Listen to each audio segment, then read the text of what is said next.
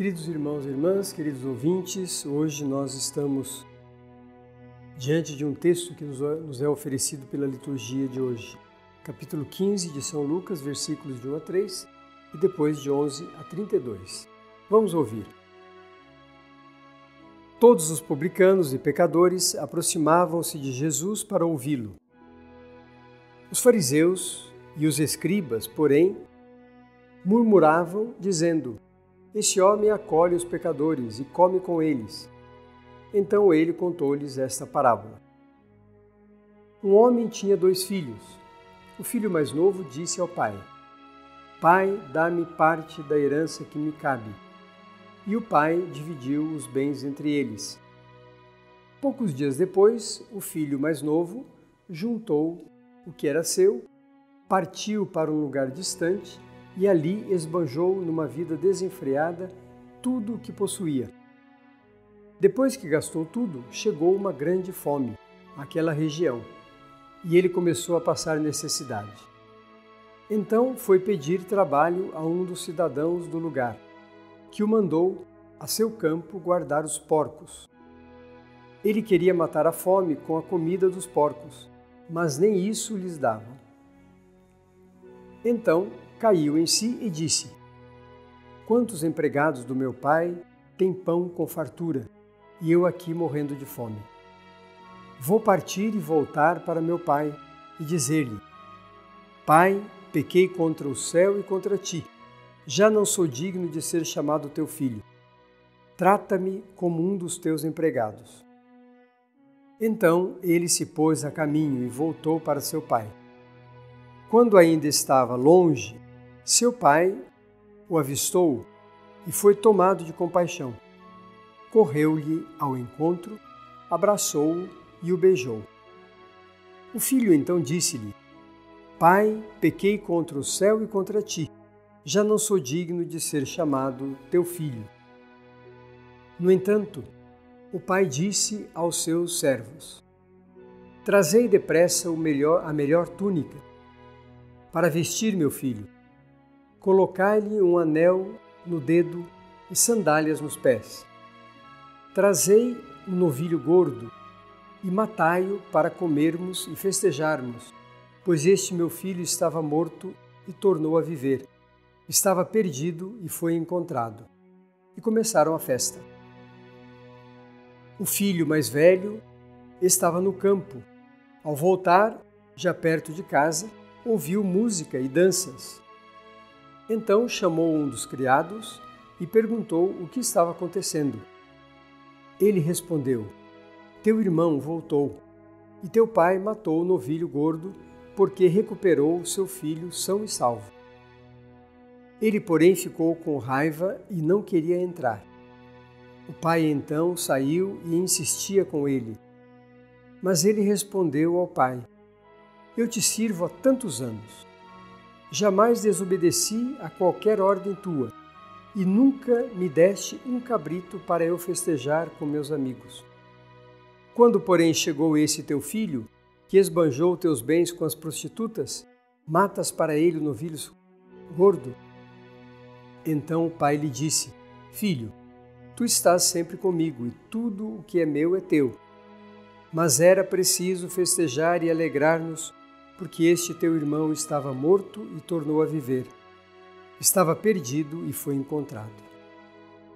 Este trecho do Evangelho traduz de modo muito profundo o nosso relacionamento com as pessoas.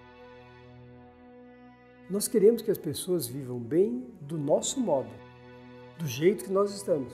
Se a pessoa faz qualquer coisa errada ou que seja certa, está distante daquilo que nós vivemos e de repente essa pessoa quer retornar, nós não aceitamos. Aqui nesse caso dos 2 filhos, o mais novo e o mais velho, poderia ter acontecido com o mais velho, mas como é normal, faz parte da evolução das coisas, é o mais novo que é menos experiente, menos ajuizado, então o mais novo é que pede ao pai a sua herança, a sua parte da herança. E o pai não dá somente a ele a sua parte da herança, dá também ao outro filho. Reparte entre os 2 a parte que cabe para cada um. O filho mais velho ficou em casa não quis ir embora, ou aliás, não tinha essa perspectiva, e o filho mais novo tinha pedido exatamente a herança para sair e ficar livre da família, livre do pai, livre da tutela do pai. Pois bem, depois de passar necessidades, porque já tinha esbanjado tudo, voltou para o pai, porque se arrependeu. Diante da situação calamitosa, diante das dificuldades, diante da fome, da ausência de recursos, aquele rapaz começou a pensar, mas o meu pai tem empregados dele que comem pão com fartura e eu morro de fome.